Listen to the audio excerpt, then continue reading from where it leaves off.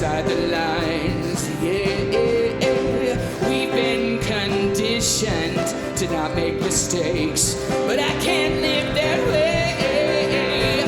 Staring at the blank page before you, open up the dirty window, let the sun illuminate the words that you cannot find. Reaching for something in the distance, so close you can almost taste it. Release your inhibitions, feel the rain on your skin. No one else can feel it for you, only you can let it in.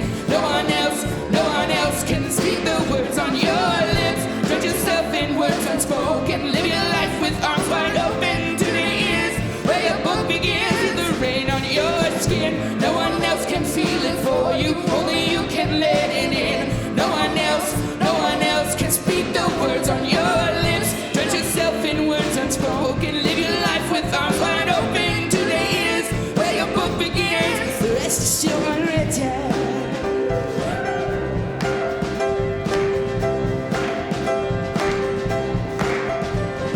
Staring at the blank page before you, open up the dirty window, let the sun illuminate the words that you cannot find. Reaching for something in the distance, so close you can almost taste it. Release your inhibitions,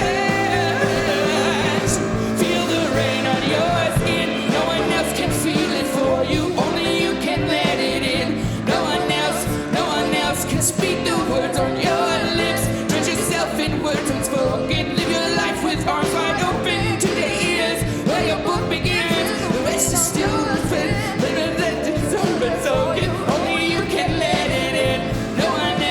No one else can speak the words on your lips. Drown yourself in words unspoken, live your life with arms wide open to the ears where your book begins. The rest is still unwritten.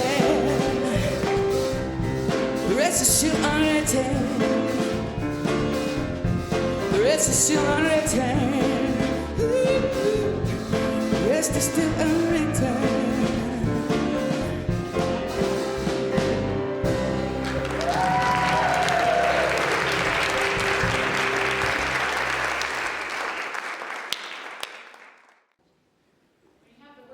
Screen, we can see how many words there are. So many. Thank you, Summer. So let's just take a breath. Just invite you to welcome the full experience that it is to be you right here, right now. In these human bodies with these open hearts, these open minds. Just taking a breath into your heart space. You might even put your hands on your heart. How does it feel to take a breath into your heart?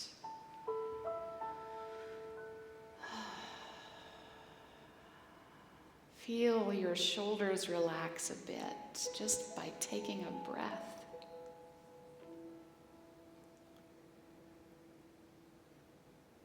The world can have us feeling breathless. So give yourself the gift of this time and space to catch your breath, to connect with your heart, to relax your mind a bit, to invite your physical body to relax.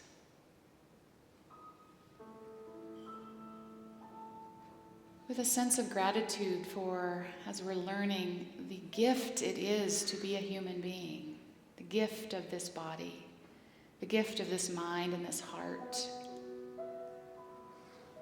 And also the power and the presence of this soul that has embodied as you for a very powerful purpose. And it's only when we get still and when we get quiet that we can begin to hear that voice again. Reminding you that the rest is still unwritten. And so as we take these moments to connect, we are tuning in to that higher purpose and to the ancient wisdom and love that lives at the center of our being. Call it a soul, call it a spirit, just call upon it.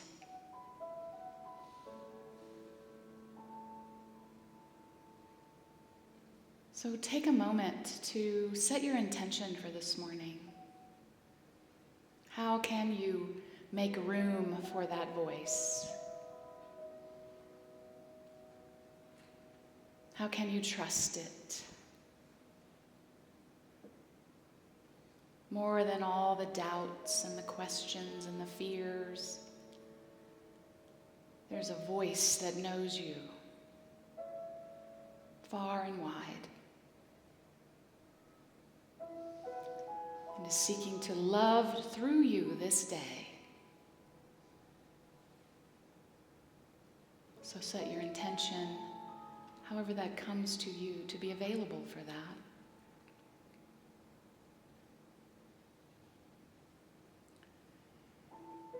And for our ability to know this and to continue to grow into this awareness from wherever we are starting, what a gift.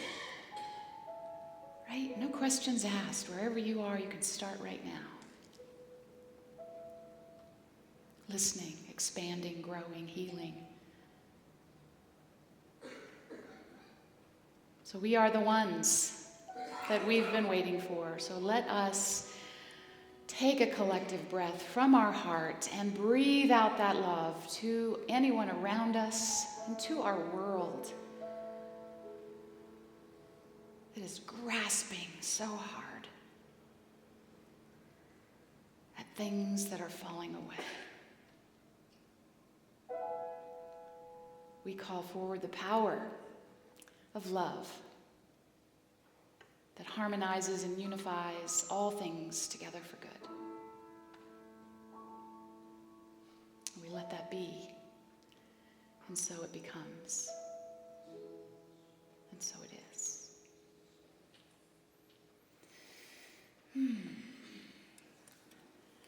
So today, you can stand up, do your thing, because you're going to do something in a minute. Oh, I know. Okay. We're going to work it out. We know exactly what we're doing. Don't worry. Our theme is actually inspiration. And, week after week, I work to bring something inspiring to you all. And, it's hit or miss, right? Some of it hits, some of it lands, some of it doesn't. But the truth is, I don't really know what inspires you. If you look at I have an idea. I hope some of what I offer you inspires you for sure. But if you look at starting from the kids that were up on the stage all the way around here, we've got 6 generations. 6 generations. I think Doris lined that up for us last week. She talked about the different generations in terms of how they tend to define freedom. Right? And so I wonder, from that vantage point, I'm guessing that what inspires you all varies a little based on where you are in your life. If you're raising children, if you're like, they're gone. If you never had them, if you're, whatever. So the invitation today is to have a dialogue about inspiration. And it's certainly grounded in unity. I'm going to begin with that. And I realized one of the great gifts that we have in Summer Osborne is her music is really inspiring.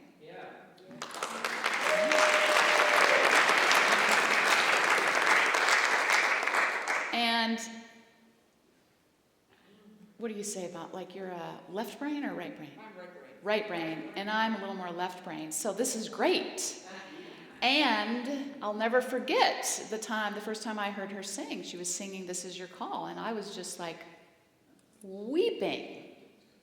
And I wanted to just carry her around in my pocket and have her sing that to me all day long whenever I got uncertain or afraid or off track, You can do it. You're strong. Stand tall. This is your call.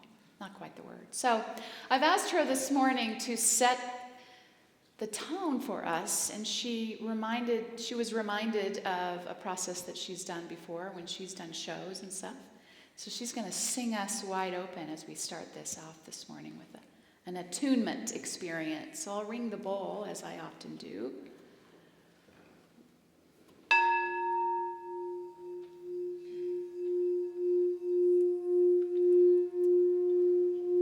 Carly, there's a slide for this too. Thank you.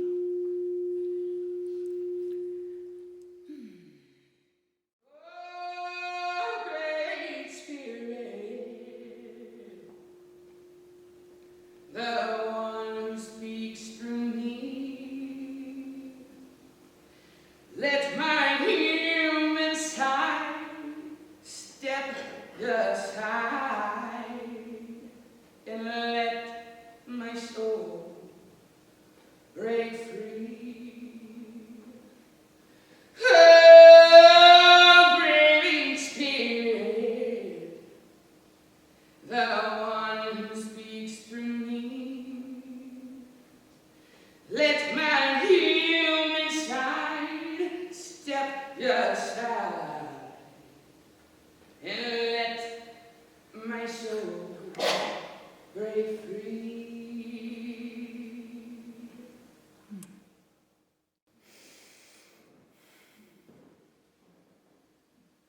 Thank you. We've just finished this series on the Gospel of Mary Magdalene. It's okay if you weren't a part of it. The gist of it was that we are both 100% human, 100% divine. And that being human is the whole point. It's why we're here. It seems like we have other options. But we, for whatever reason, decided to be embodied at this time and to bring our gift and our light to the world. And recognizing in doing that study, if you followed it at all, I hope that you got how disconnected we've gotten from the depth of our soul. I can speak for myself, right? And I should say really that we've been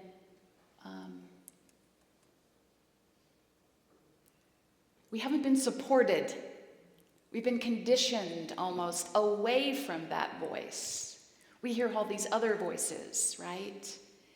And yet there is this voice that speaks to us in a language that only we hear. What my soul voice sounds like isn't what Travis's sounds like, isn't what Grace's sounds like. She might not hear a voice. She may see a vision, right? You may feel something. And for a long time, someone's been standing up here often talking about how they do it or how it occurs to them. Not bad, it gives you an example, but I encourage you to really begin to tune into how you hear that or how you see that or how you feel that and welcome that in more regularly. Because again, I don't know about you, but the world isn't like, hey, take it easy, catch your breath, connect with your truth. It's starting to. I think people are starting to say that's really where our future lies. This hamster wheel that we've been in of doing has really disconnected us. There's a whole movement, right, around getting embodied, getting back. And it's so amazing how disconnected we are from the wisdom of our body, from having a sense of gratitude for this experience of being human and connecting with it in a way that's really supportive and in a way that connects us with that wisdom that our body holds for us. And also our intuition, which is divinely inspired. We get a feeling in our gut for a reason. And oftentimes, I don't know about you, but then I think, well, wait a minute. What does so-and-so think I should do? Let me ask so-and-so, right? No. That's a personalized divine download. And so as we move forward from here, I will be offering, along with Kirsten Caldwell, some opportunities to, let me say this. In your bulletin, I wrote about the next upcoming series, Grounding Us in Affirmative Prayer, which is Unity's unique approach to prayer, which is first and foremost grounding in this reality, this knowing, this truth that we are one with that Spirit. If we know that, then how is it that we pray, "Dear God, help me"? Now, we may, and I have. Sometimes that's the only prayer you can mumble out when you're on the floor in a puddle of tears, right? Or whatever's really hard. But if we're really growing in, I am not separate from that, and we've even kind of moved away from God because it's so loaded with baggage, and it implies a separation. So connecting with that knowing within us, that light, that love, that image, whatever it is, that's where affirmative prayer starts. So I want to gain wisdom or support from that vantage point, not, "Oh my God, I'm lacking, help me, intervene." Right? And again, I like to say there's no prayer police. If that's what happens, if you're in a space that's what you do, so be it. But I am just offering this series to kind of ground in that tradition of affirmative prayer, and also to experience a little more of meditation techniques. I know some people are like, "Yeah, can't do it, can't sit still, can't do it. It's too hard, I can't sit with my legs crossed." All that stuff that we've made up about how you do it right. So we're going to have opportunities to experience some techniques and notice what works and what doesn't. All of that is in an effort to help you make your way back to that place and that space within you. That to hear that voice that only really can be heard in the silence. So that's coming. What I wanted to say about what's in the insert is I listed a book that I've changed my mind about. I read it a little bit more, and that's a little bit too textbooky. It's great if you got it and you love it, please keep reading it, but we're not going to use that book. So we're going to use How to Pray Without Talking to God. If you want the book, you can follow along with that. I'll get some more in the bookstore, so I just wanted to be sure I gave you that announcement. But back to inspiration. Inspiration. I was thinking about what inspired me to come to Unity. And I invite you to think about that for yourself.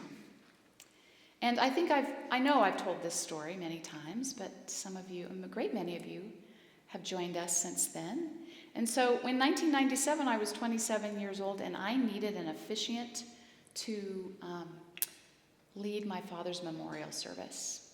And my parents had been divorced since I was 2. They were 20 when they had me. I knew I'd be talking about this today, so I brought a picture of me and my daddy. And my mom wrote, "Trish is 13 months old, Terry's 21. So they were young. They were young parents. And so it kind of fell on me, I'm an only child, to get that service in order.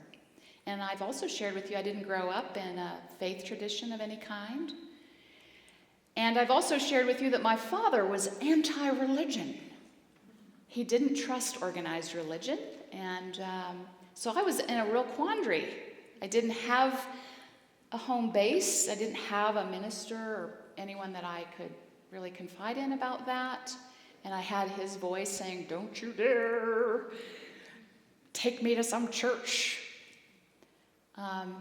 And as I've shared with you before, my dad died by suicide. So it was really important to me that I find someone who wouldn't judge that, who wouldn't give me a condemnation story about him burning in some place I didn't believe in. And my friend said, "Go talk to Annalie Rawson at Unity of Denver." And I sat outside of her door like a little lost soul. And she brought me in and didn't ask anything about any of that, although I made it a point to tell her. And she said, that's not ours to worry about. Your Father's on his journey. And we can trust that that is safe and that he is loved and that he is at peace. And she said a prayer with me that made me cry and choke. And I was like, what is this place? And she did a wonderful memorial service, and I'd never left. And I, perhaps like you, in the early days, I didn't even really know what some of the words meant. Sometimes if you're really going into a metaphysical dialogue, really, it's a really new way of looking at spirituality and certainly Christianity from a metaphysical lens. What those stories are telling us about a process that happens in us as we begin to awaken to something more of us, right? That eternal wisdom and love within us. But nothing that was said insulted my senses, like so many traditional churches sometimes. I just felt worse leaving than when I came in. And so it didn't really matter that I understood the words. I felt the truth. It made sense to me. I felt like all of me was welcome here. Yeah. And then I wanted to know the words, and so I spent years studying those words, taking classes, learning the metaphysics, learning about the Fillmores, our founders. And then I think I got sort of stuck in just knowing it. And now I'm finally doing both. I'm like, what does that mean to embody that? To live into that, even when what's happening in front of me doesn't seem like it's true from this vantage point of what we say is true. I'm a child of God, right? Sometimes I don't feel like that. Sometimes I don't feel like I'm treated like that. That's where I really get into the practice of what do these teachings really hold for me. And I feel like that's where we are as a community, too. We're growing into that. What does it mean our God is love, our race is human, our faith is oneness? What does it mean to you? And how do you see yourself called into that after you leave here for the rest of the week? And I am inspired now by the deepening of authentic community that seems to be happening here. People are connecting and sharing and meeting up outside of here. People are coming in during the week for other programs that are happening with the FCC community. So there's this beautiful cross-pollination that's happening with younger parents and older people coming from the congregation. Grandpa Joe holds the babies during the week. Several of you do that.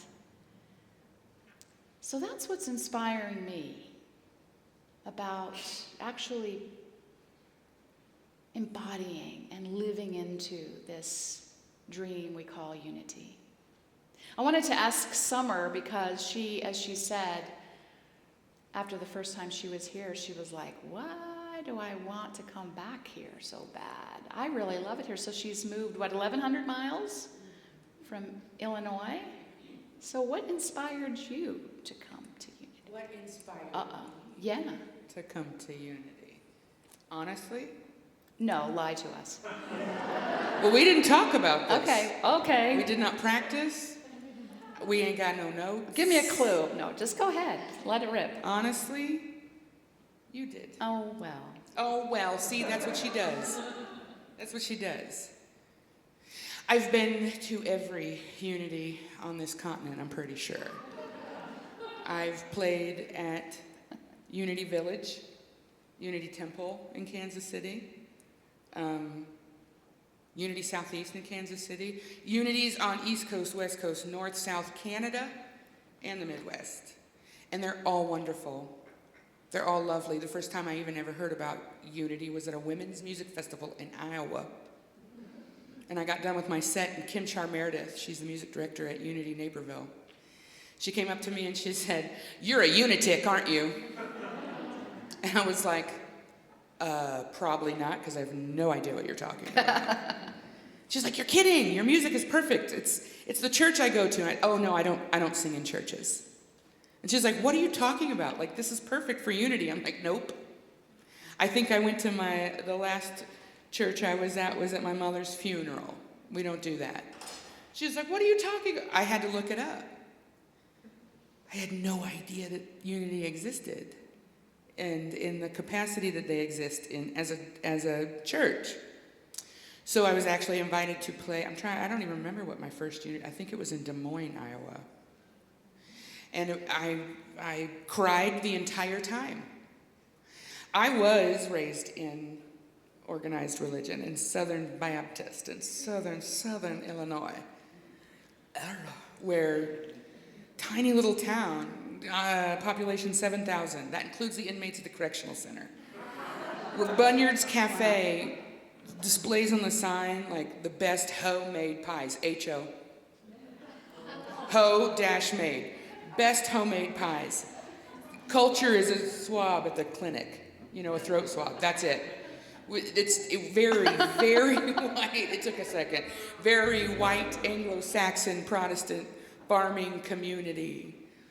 But then when I left and had more experience and exposure, and they kicked me out of my church, and I left, I was opened up to a whole new world. Wait a minute, what? They kicked you out of your church? They kicked me out of my church. That you grew up in? Yes. Why did they kick you out of your church? Generations of my family that attended this church since it began. And because I was gay. Okay. And I thought, for some reason, and I've said this before, like when I did the message not too long ago, like I don't know why, I was raised in this church. I listened to all of the services. We were there 3 nights a week, 3 days a week. And why I thought it was going to be okay, I don't know.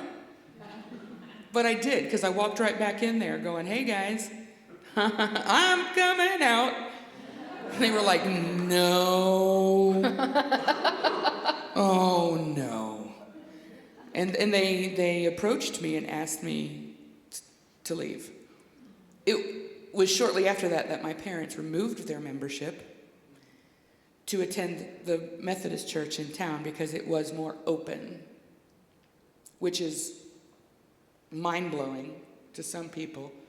By the grace of all the powers that be, I had a more progressive family than I should have had, being born and raised in the same town they were born and raised in, which my grandparents were born and raised in, and all the way back to like the Civil War. So I had no idea that this place existed. So the first time I ever played at a Unity, I just bawled the entire time. And then I was asked by another Unity and asked by another Unity, and I found myself in Kansas City. And then I'm playing almost exclusively, because I'm just booked crazy. I did some CSLs, some Unitarian Universalist, as well as some Oasis, but Unity felt good to me. But not in a way that I would stay, because the truth is, I could work at any Unity. Oh. I could walk in, but excuse us. Facts. I don't know. Okay, like I could walk in, stick to the facts, and be like, "Hey, can I do your music here?" And they'd be like, "Yes." But I don't want to. I wanted to keep moving until I came here and I met you. I walked in that door right there because I didn't know where I was, and you told me to go in that door, but I don't know north, south, east, west. Not in Denver. I don't. It's the easiest. And I was on the phone. Okay, enough. And so anyway, we're kind of a little bit like sisters. We're figuring very out. much. So you're sorry about this. She's never had a sister, but I have. But I never had an older sister, so there's that. I don't know. Anyway, so we were on the phone, and you're like, "No, that's the wrong door." And I was like, "I don't know where I am. You come find me. This is what I see. Oh, you're at the front door. Okay." So she opens the door, but instantly when I walked in, I was like, "Ooh, looks like a church." Because this looks very much like a church. Let's be real. A lot of the Unities don't look they look kind of churchish, you know. You have somewhere where you talk in the front. There's chairs or there's pews or there's whatever. But this is like churchy. And I walked in and I was like, "Oh, but..." Do you think it's churchy? Raise your hand. No, it just looks. looks. That's the difference. But I follow the energy, right? I have since forever. Like my dad. Keep going. I follow the energy. So I give. But I hang out with. I usually come for a weekend, and at the end of the weekend, the people running the church are like, "Do you want to come see our town? Do you want to come?" And I'm like, "No, I'm tired. Like I'm exhausted because I just splay myself emotionally and put it out all on the stage for the weekend, and then I'm tired." But this weekend, and I had like 2 other things to do. I was also performing at Columbine Unity, and I also had a graduation to go to. All these things. Come Sunday afternoon, I was like, I'm not done with these people yet. So I asked you to go to breakfast. It's like, can we not stop talking, please? And you said to me, we're not having a 4th conversation about this. You said to me, I don't remember this. I know, she doesn't, but I do. Because steel trap for what's happened, not for what's to come. And so she said, I think we're supposed to do something together. And I said, I agree. She's like, oh, no, I think something big. I said, I agree. And I said, well, I don't know what that is. I don't know what it looks like, but just use me wherever you can. Because I live in Southern Illinois, and you're in Denver. That's over 1,000 miles away. But if I can write something for you that you can use, I will do it. You just ask me, I will be there. I want it, whatever it is you're building, I want to be part of it. I had no idea at that time that I would end up moving here. But the moment the opportunity presented itself, I knew immediately. I had 0 plans on how that was going to happen. I still don't. I just found a house yesterday for my family. Yeah. But I came here with 0 idea of how this was going to work. What do you call yourself? I'm a master manifester. Right. I'm a master fester. A master fester. That's short. I'm a master manifester. Hey, I do want to say where you all are involved, that first time that Summer was here and sang on a Sunday and was really vulnerable in sharing about that song about a young man who was killed. Beat to death Beat to death by his own father for being gay. This is your call? This is your call. This is your call came out of that, her attempts to help that community heal. And I gave her a big hug because she was crying at the end of it, right? It's an emotional story. And you said, and you all were standing up. You all stood up and you put your hands out like this and for me. Nick, who was our drummer at the time, who, if you recall, rarely stood up, was standing up with his hands up. And you hugged me and said, you have such a special community here. So you're part of that. Oh, absolutely. Yeah. I didn't mean to leave you out. So, were you done? Yeah, I wanted to ask. Okay. Yeah. Are you But sure? I'm just saying it was you. Okay, thank you. Yeah. She didn't accept that quite. Did you see that? Did you feel that? She didn't. She's like, thank you. I want to give you all an opportunity. I would love to hear. I got it. I heard it. To consider for you either what inspired you to come to Unity or what you feel inspires you when you're here. And Liz is and Summer are gonna bring a mic so we can all hear you. Because I would really love to hear a little bit from what you feel is inspiring here at Unity. And if you're new to us, you can share what inspired you to come. For me, it was the willingness to embrace all the faith traditions and take what you need from them, and your willingness to bring those other influences in to sow into us. Great, thank you. Kendra? Mine's a little bit weird. Good. For any parents with neurodivergent kids, my son demanded that I come here. When he was 6, he came into this world and didn't like it here. And I was a pretty much staunch atheist until I realized that I had to separate his meltdowns and his actual lived experience in the home and the world from his beautiful soul that shined like for 20 minutes a day.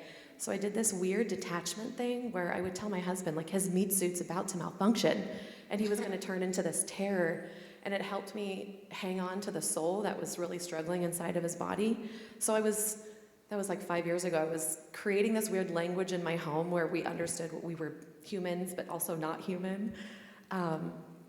And then when he was 6, he started asking, like, where do we go when we die? I want to meet all my family, like all my ancestors. And he wasn't afraid of dying, but he kept talking about the other side, if you will. And he kept asking about other people. And I was like, God damn it, let's go find a place to go. So, and I'm like, I'm not going to church. I wasn't raised religious, but everyone I knew, I felt like abdicated responsibility and like giving it up to God. And I'm like, that's not the vibe. And then I went to a CSL, Mile High, and I came here. And my son, I swear to God, he demanded that we come here. Wow. And I was like, you all speak my language. You speak our language. I feel home here. And he feels home in the garden. So the neurodivergents, we love them. That's not weird. That's powerful. Yeah, I was talking. Yeah, that's not weird. That's powerful. Good morning. I was attracted to the unity This is tradition. Bill Turner. Yes, I'm Bill Turner. The unity tradition. I was raised as a Methodist, which has a very different view of God, and the fact that unity, we recognize that we're all the divinity in all of us, and that God is really within us, and the tolerance that we have. All of these things appeal to me as for unity. But particularly here, coming here, I started many years ago and became very much involved in various different ways. And I've always found the atmosphere here, the people here, very welcoming, which I love to share with other people that come. And actually, really, I come for the hugs. The service is a bonus. The music program now with you, Summer, the message from Trish, all of it is very meaningful for me, and I just wish that I could do more in terms of spreading the word and participating and helping our congregation flourish. Thanks. Thank you. He's just using me to get to the hugs. I'm glad you're here, Bill. Did you get John? Oh. Okay. Judith? I feel like my life, excuse me, ever since I was young has been a journey being guided to this. And I was raised in Roman Catholic, and at a very young age, I wanted to be a nun. And I just always felt like this sense of connection to soul, but it kept getting pushed back and back. And my inspiration is this lovely woman, my daughter-in-law, next to me. And in meeting Heidi through her children attending there, and then had told me about you. And she said, I find this place that I think you would really enjoy, because I've been searching. And there was still this like, oh my gosh, I've done this, that hesitancy, that trust. Mm-hmm. And when I met Heidi and how much the kids loved her and how she was so open, and I never met Trish, but I thought, wow, this has got to be magic. And so then Emily went and she said, you have to come with me. And I came here. The world for me opened up like a lotus, just kind of opening with the further inspiration in my journey, with your inspiration and the books and the things you said. And I'm like, oh my gosh, this is the music. I love music. I play piano. And to me, the combination of all of this and then the lyrics of this lovely person here. So you're all my inspiration and all the people I've met. And it just keeps continuing. And the children, my grandchildren, their happy faces. So it makes me excited driving here. I'm just like, oh my gosh, I am filled with so much gratitude. I cannot wait to get here. So thank you. Thank everyone. you. Thank Wow. you.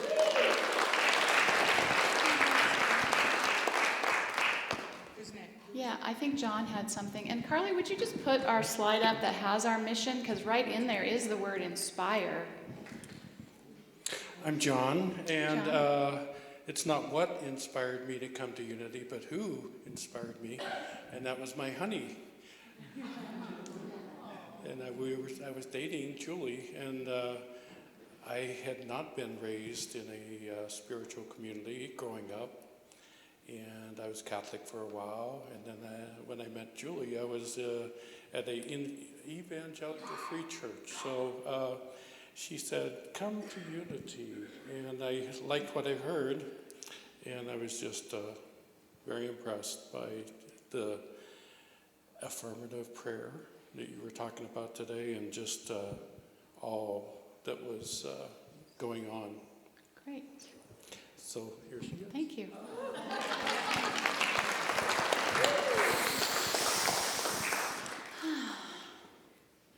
I'm Sue Haskell, and I've been coming here for a long time, over 20 years. I have been searching all my life. I grew up in a very conservative, fundamental family that are still fundamental conservative people. And I'm kind of the black sheep of the family because I'm out there looking for answers to my questions. I married a Catholic, went to the Catholic Church for 25 years, was the least guilty person there. I did find out. That was nice.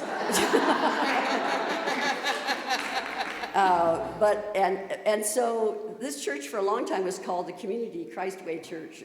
And I always thought it was a community church, so I never bothered. I didn't know what it was. I had a class here, came in, started reading some things in the walls, and thought, oh, this sounds, so I understand what they're saying here. So I came to church, and it was like, oh my God, finally I found people who understand me, and I understand them. And it was such a relief, and I agreed with crying through the entire service. It was just such a relief to find a community of people that could support me, because I need that. Like I say, my family, and I love my family, I have a wonderful family, but they really think I'm going to hell.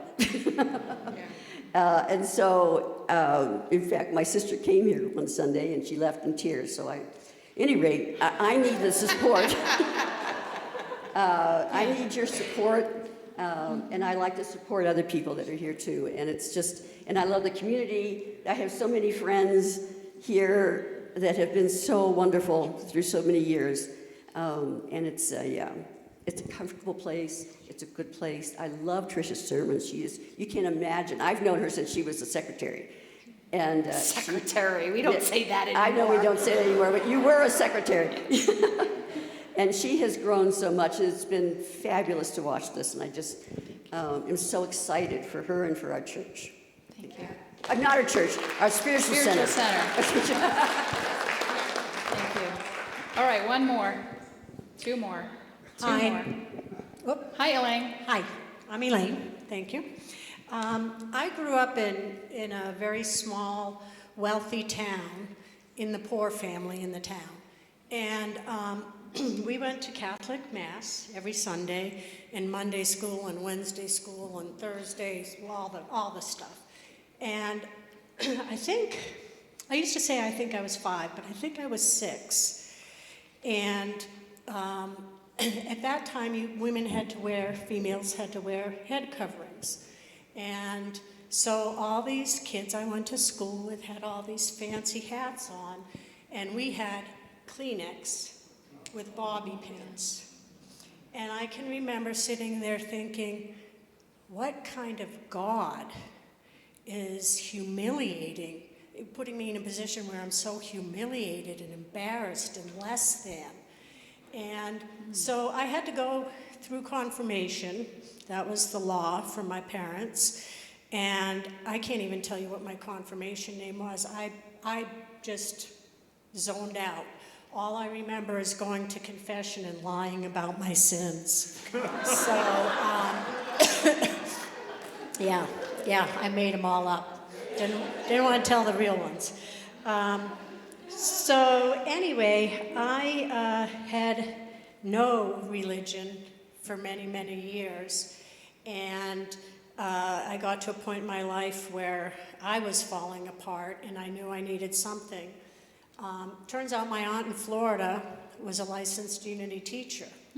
So when I would go visit her, she would take me to Unity, and I loved it. Came back home and found a Unity here, but now I have found the Unity that is my home.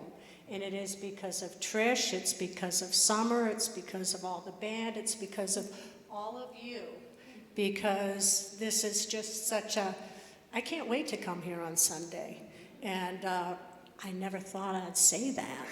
So, would be Thank you. So anyway, thank you. Yeah, thank you.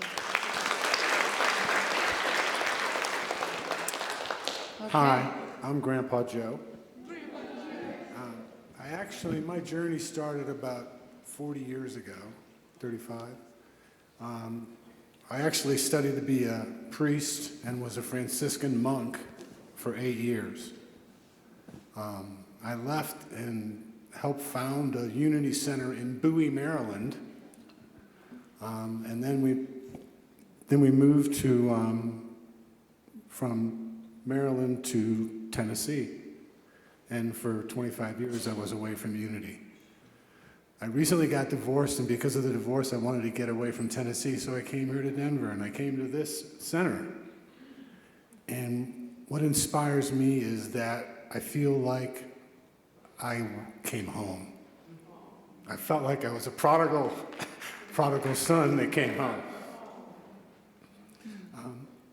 And what inspires me also is I feel like my first exposure to Unity, I heard the truth. But here, I know the truth. Right in here.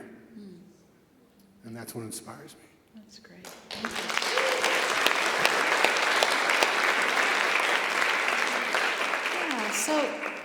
So thank you all. Yeah, go ahead. Do you recognize that everybody comes from different experiences and exposure? From Roman Catholic, evangelical Southern Baptist, atheist, not anything in particular. Inspiration is more than a pep talk. Inspiration is a way shower when we don't know where we're going. It's like a magnet. Inspiration is a frequency. It's a call and response. It's how you know which way to go. And you never know when your spark is going to inspire someone else. But this is what community looks like. This is everything I've known it could be and I could never find until now. And it's contagious. I'll encourage you, then they'll encourage them, and then they'll encourage me, and then we do it all again. Right. See how that works? Yeah. Yeah, so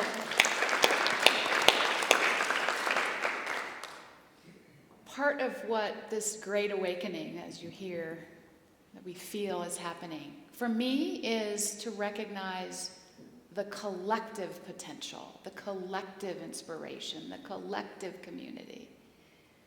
Not that I'm not ever going to just try to inspire you again, but do you feel the depth and the diversity? And some of you could hear yourself and others were like, oh, that's awesome, and right? So it just elevates us together.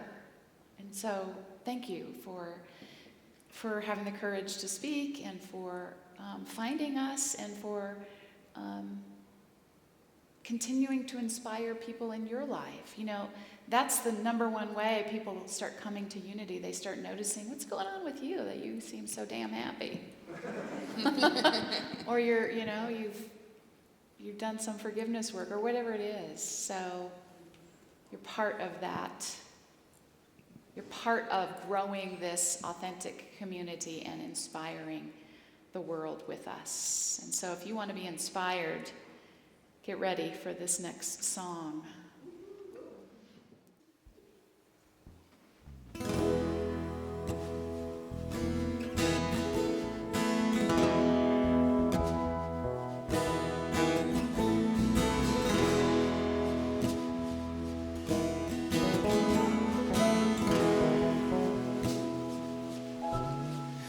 When you seek hope, the struggle will start to ease. And when you seek peace, the anger will recede. And when you seek answers, the answers will be revealed. And when you seek love, only then the world can heal.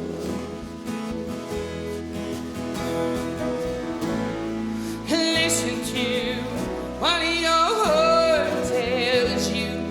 Go back to why you started. What do you see?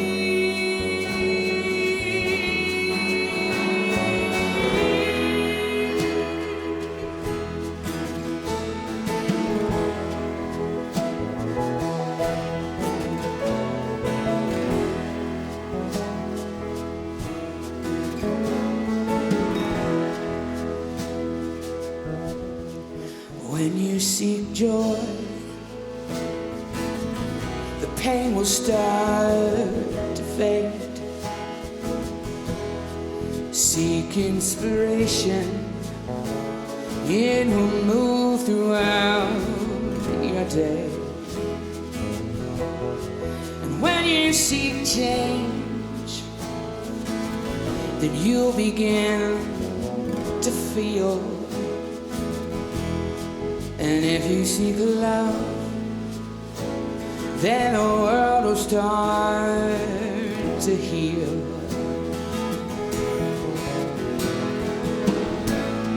Listen to what your heart tells you. Go back to why you started. What do you see?